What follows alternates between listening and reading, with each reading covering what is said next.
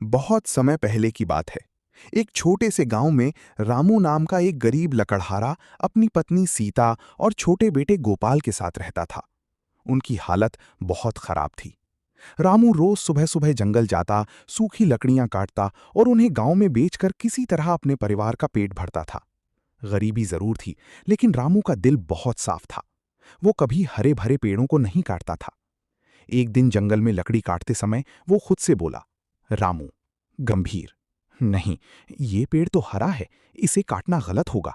मुझे सिर्फ सूखी लकड़ियां ही लेनी चाहिए। उसी समय वहां एक वृद्ध सन्यासी आ पहुंचे। उनके कपड़े धूल से भरे थे और चेहरा थका हुआ लग रहा था। धीमी आवाज में कहा, थकी हुई आवाज में कहा, बेटा, मैं रास्ता भटक गया हूं। बहुत प्यास लगी है। क्या थोड़ा पानी मिलेगा? रामू ने तुरंत अपना घड़ा आगे बढ़ाया। लीजिए बाबा, जितना चाहे पी लीजिए। सन्यासी ने तृप्त होकर पानी पिया और मुस्कुराए।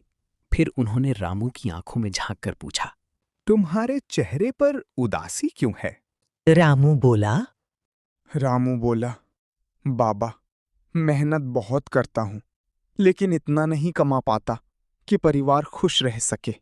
सन्यासी ने कुछ पल सोचा, फिर अपनी आंखें बंद की और अचानक उनके हाथ में एक छोटा सा चमकता हुआ दीपक प्रकट हो गया। उन्होंने वो दीपक रामू को देते हुए कहा, ये साधारण दीपक नहीं है, ये एक जादुई दीपक है। रामू चौंक गया। रामू चौंक गया। हैरान? जादुई? सन्यासी बोले, हाँ, इसे जलाकर तुम जो मांगोगे वह तुम्हें मिल जाएगा, लेकिन इसका उपयोग समझदारी से करना।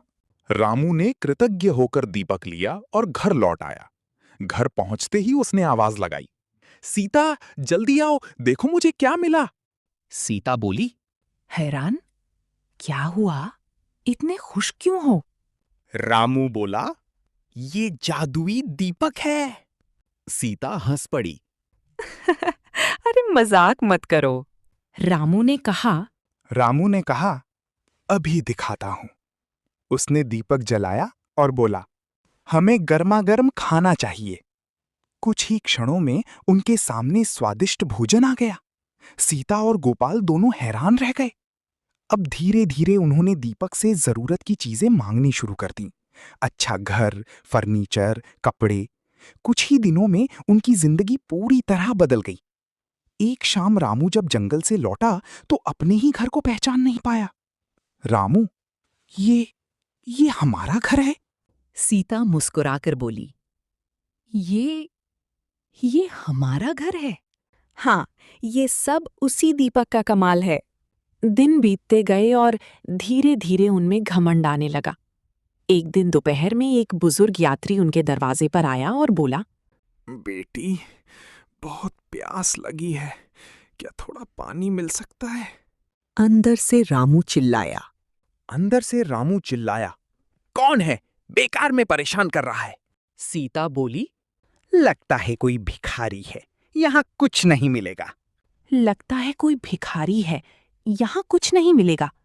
और उस बूढ़े को भगा दिया। वो बूढ़ा चुपचाप वहां से चला गया। कुछ देर बाद गोपाल बोला, माँ, मुझे भूख लगी है। सीता ने दीपक जलाया और खाना मांगा, लेकिन इस बार कुछ भी नहीं हुआ।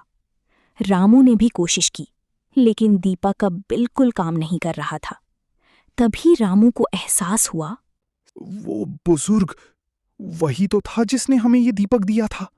वो तुरंत जंगल की ओर भागा। बाबा, मुझे माफ कर दीजिए। कुछ दूर जाने पर वही सन्यासी उसे दिखाई दिए। रामू रोते हुए बोला, मुझसे गलती हो गई, कृपया मुझे माफ कर दीजिए। सन्यासी ने शांत स्वर में कहा, जब तुम गरीब थे तब तुम्हारे दिल में दया और इंसानियत थी, लेकिन जैसे ही तुम्हें सुख मिला तुम बदल गए। गंभीर, जिस दीपक को तुमने पाया था वो तुम्हारी अच्छाई की वजह से काम करता था। अब वो शक्ति खत्म हो चुकी है। इतना कहकर सन्यासी वहां से चले गए। रामू जमीन पर बैठकर रोने लगा। उसे अपनी गलती का गहरा पछतावा हो